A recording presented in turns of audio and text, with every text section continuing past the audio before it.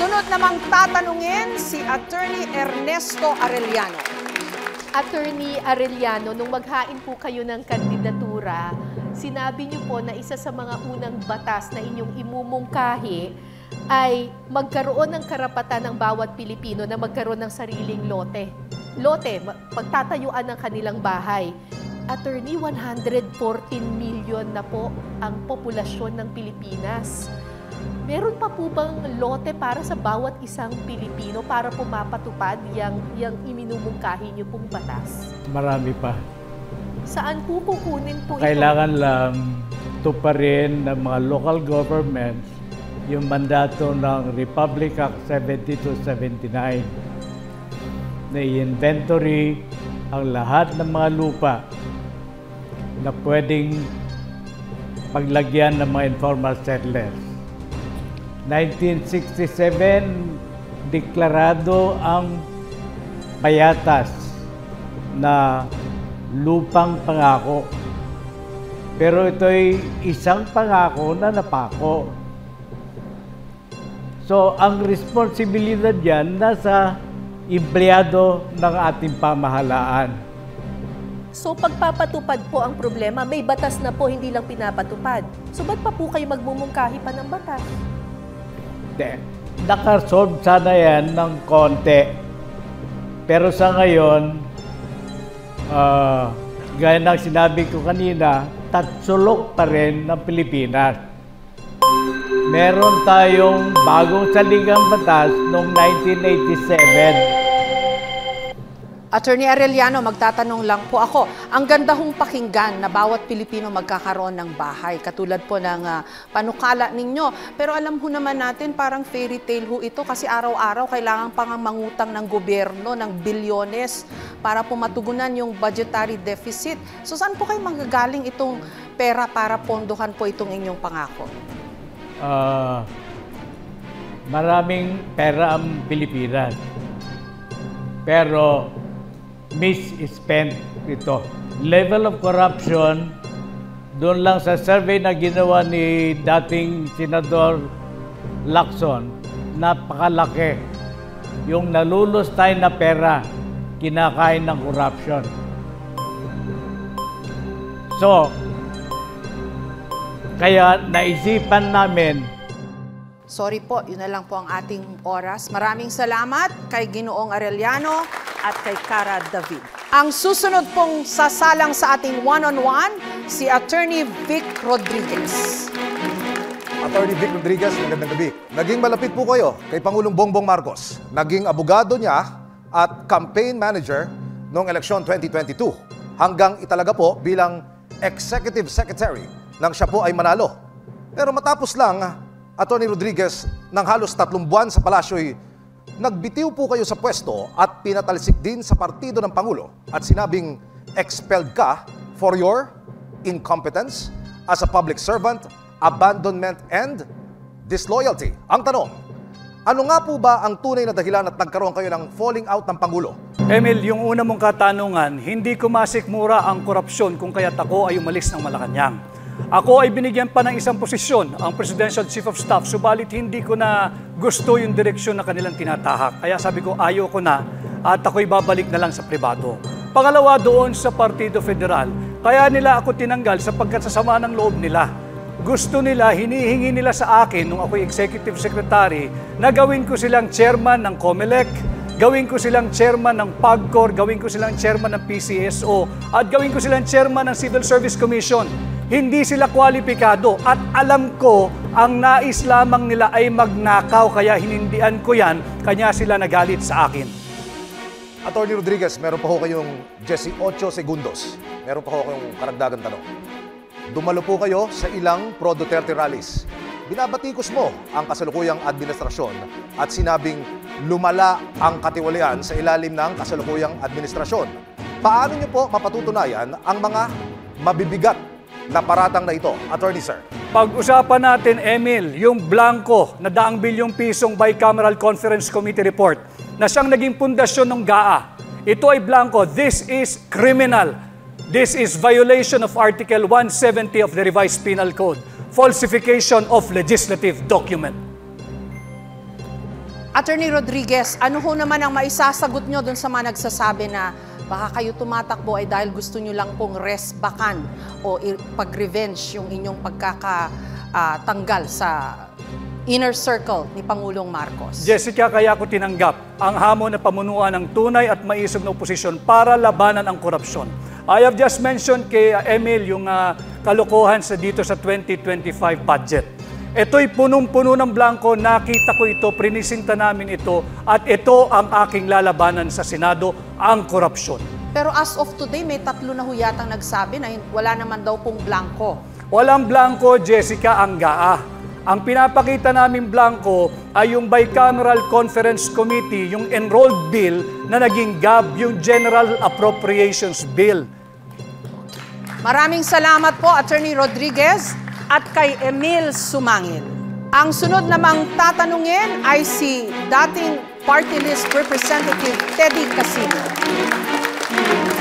Former Congressman Casino, noon pong 2020, sumalang po kayo sa isang Senate hearing at natanong po kayo doon kung dapat ba na ituring na kaaway ng gobyerno yung mga miyembro ng mga militanteng grupo na dating umanib sa NPA. Ang naging sagot po ninyo dito, sabi nyo dapat patuloy ang pakikipagdialogo sa mga miyembro ng CPP-NPA at hindi sila dapat tignan bilang mga kalaban. At sabi po ng isang AFP official noon, you had one good chance to draw a line between your party list and the communists and you missed it. Dahil matagal na po iniugnay po kayo at ang inyong grupo sa CPP-NPA at sinasabi po ninyo na hindi naman po kayo terorista. Ang tanong ko po, bakit hindi nyo na lang po diretsahang kundinahin ang CPP-NPA? Alam nyo po, yung mga kasapi ng CPP-NPA ay mga kapwa Pilipino tayo. Mga kapwa Pilipino katulad natin. Naghahangad din ng kabutihan ng ating bayan. Maaring hindi tayo sang-ayon sa paraan ng kanilang pakikipaglaban. Pero kung issue at issue ang pag-uusapan, kung ugat, kung bakit sila lumalaban ng pag-uusapan, tingin ko we have more in common than we have differences. Kaya para ho sa akin, dapat hindi sila tratuhing terorista, dapat hindi sila tratuhing kaaway. Dapat magkaroon ng engagement sa kanila at yung peace talks ay isang paraan para mapag-usapan at para hanapan ng paraan para paano magtutulungan para harapin yung usapin ng kahirapan, yung underdevelopment, yung kawalan ng hustisya, yung systematic kong human rights violations, yung pagpapaunlad ng ating ekonomiya, pagbibigay ng lupa sa ating mga magsasaka, yan din naman ang pinaglalaban nila. Bakit hindi tayo mag-usap? Bakit hindi natin pagtulungan ang mga problemang ito? Tingin ko mas mabuti yan kaysa sa away ng away, gera ng gera. Representative Casino, pakiklaro nyo na rin po. Yaman din lang na kayo po'y tumatakbo for senator. Ano ho raw ba ang ugnayan ninyo sa kaliwa? Ano ho ang masasagot nyo dun sa lagi hong pagre-red tag sa inyo? Ako ho ay isang aktivista mula pa ho ng kabataan ko. Kaya hindi ho ko tinatanggi na ako ay kaliwa. Pero hindi ibig sabihin yan na ako ay NPA. Hindi ibig sabihin yan na ako ay rebelde. Hindi ibig sabihin yan na nakikibaka ako para ibagsak ang gobyerno. Magkaiba ho yun. At tingin ko, importante sa ating lipunan, lalo na sa Senado, na merong boses na kaliwa, na merong boses para sa pagbabago, na merong boses para sa masang Pilipino. Yan po ang ginampanan ko sa Kongreso, yan din ang gagawin sa Senado. Maraming salamat, Congressman Casino at kay Pia Arcangel. Tatanungin naman ngayon si Representative Franz Castro. Congresswoman Castro, sa isang interview noong November 2023, may sinabi po si dating Pangulong Rodrigo Duterte tungkol sa inyo, and I quote, si Franz party list yan, Alliance of Concerned Teachers. They are the left who are the members of the Communist Party of the Philippines. Mga rebel yan gusto nilang sirain ang Pilipinas. End of quote. Sa mga nagdaang taon, maging ang AFP ay nagsabing kasama kayo sa tinatawag na Active Reds. Paulit-ulit nyo nang itinanggi ang mga alegasyon na ito. Ang tanong ko, paano nyo pa madedepensan ang inyong sarili laban sa mga paratang na ito na galing pa mismo sa military intelligence? Ako, inaamin ko, mula nung estudyante ako, ay aktivista rin ako, katulad ni Congressman Teddy Casino. Pinaglalaban natin ang tunay na pagbabago sa edukasyon, sa sistema ng edukasyon at sa sistema ng ating pamahalaan.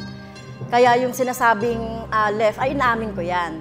pero hindi as member ng CPP, NPA, or whatever. So parati na lang yan, na kung ikaw ay nagsasalita ng against sa posisyon ng gobyerno, ay tinuturing kang red o tinuturing kang kaliwa. So parang nakasanayan ko na rin yan, kaya patuloy rin yung ating ginagawa, lalong-lalo na doon sa pagsasabatas, noong mga kailangan ng ating mga guro, sa education sector at sa mga issue rin ng ating mga mamamayan. Kaya yung issue ng mga red tagging na yan ay kumbaga ay kinasanayan ko na yan at ako ay proud left.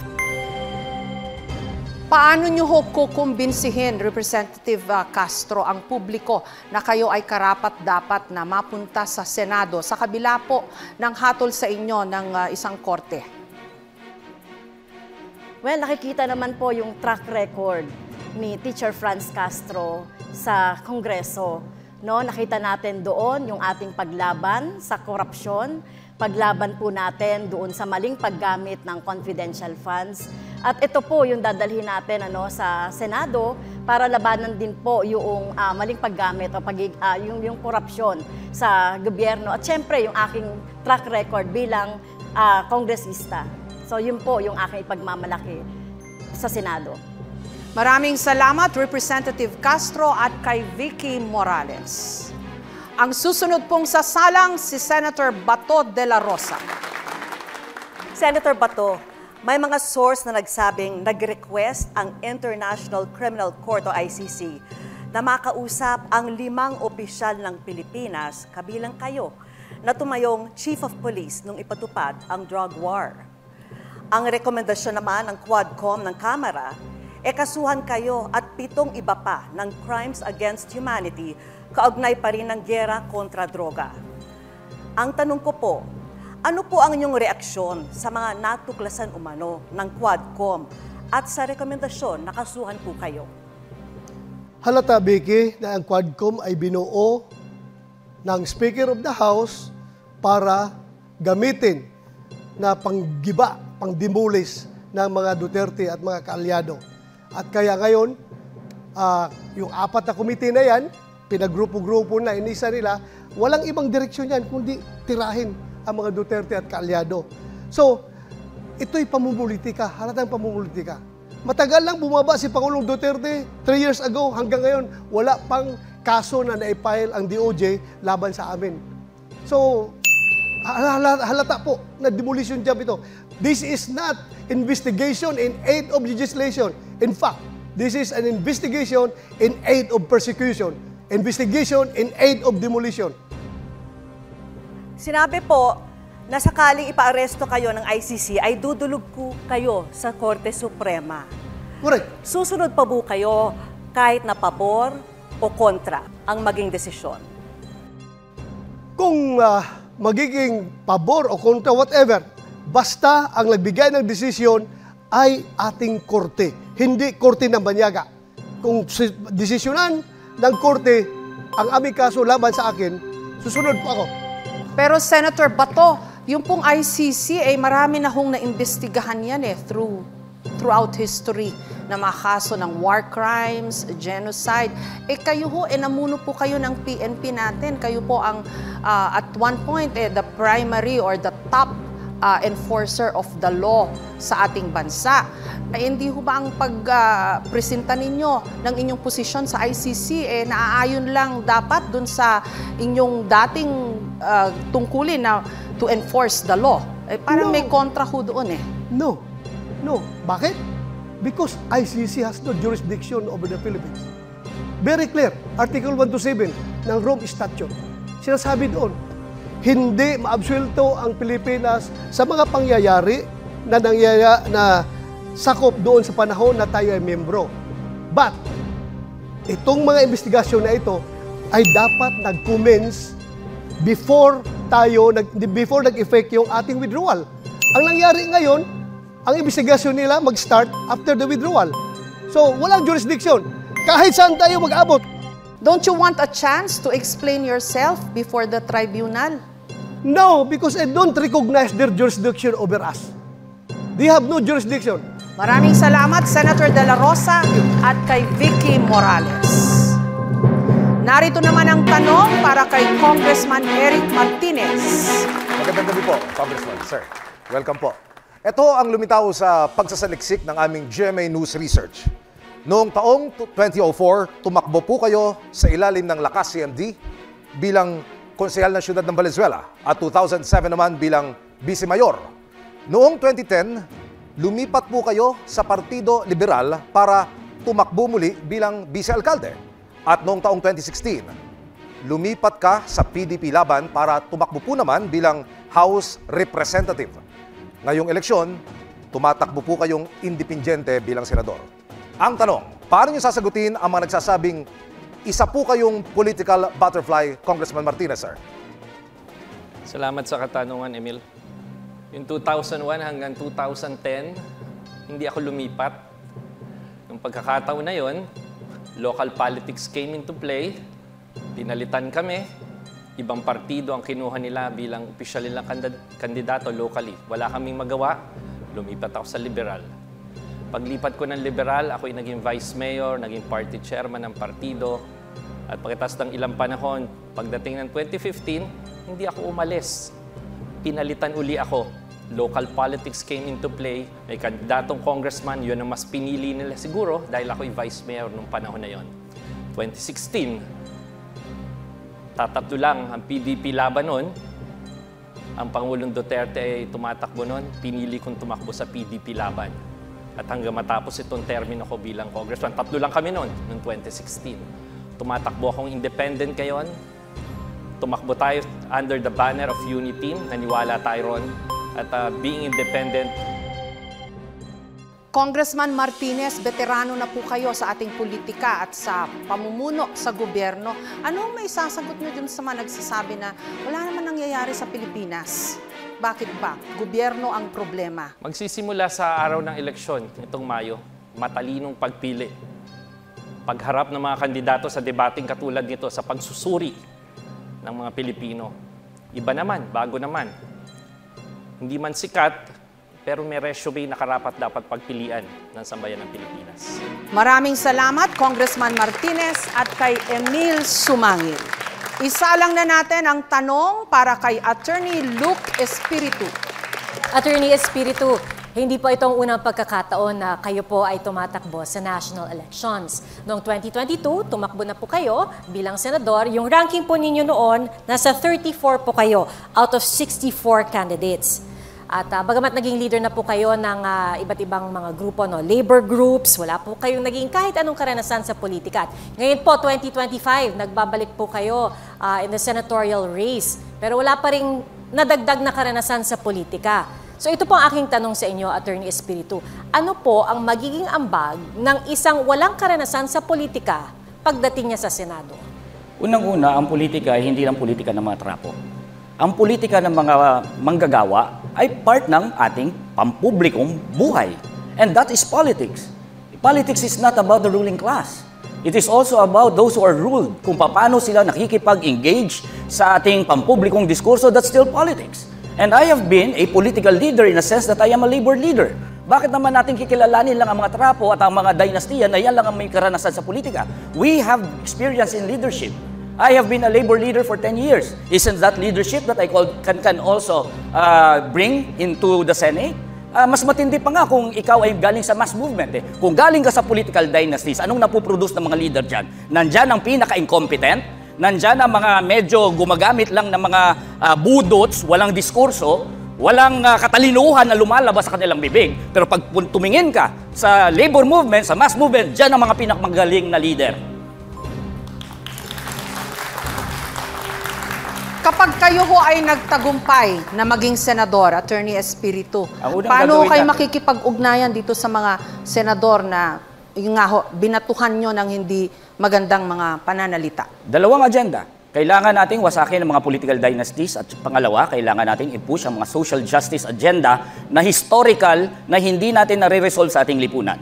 And therefore, we should pass an anti-dynasty law and we should also pass legislation for our workers na tumaas ang sahod na maging nakabubuhay naman na sahod. Kailangan din natin i-resolbahin ang problema sa kontraktualisasyon, kailangan natin resolbahin ang problema sa land reform. Pero sa Senado, may mga miyembro rin ho daw doon ng political dynasty. Yes, So, yes. how will you deal with them? We will force them to commit harakiri by using the power of the Senate not only to become an office senator. Maraming salamat, Attorney Espiritu at kay Pia Arcangel.